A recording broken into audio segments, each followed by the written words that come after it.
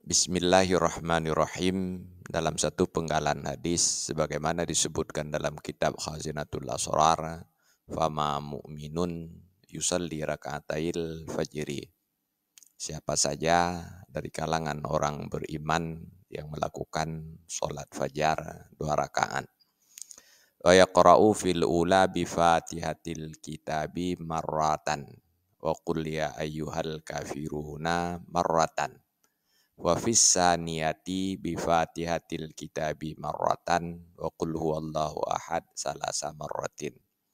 Pada rakaat yang pertama setelah Fatihah dibaca qul ya ayyuhal kafirun 1 kali, dan pada rakaat yang kedua setelah Al-Fatihah dibaca qul huwallahu ahad 3 kali.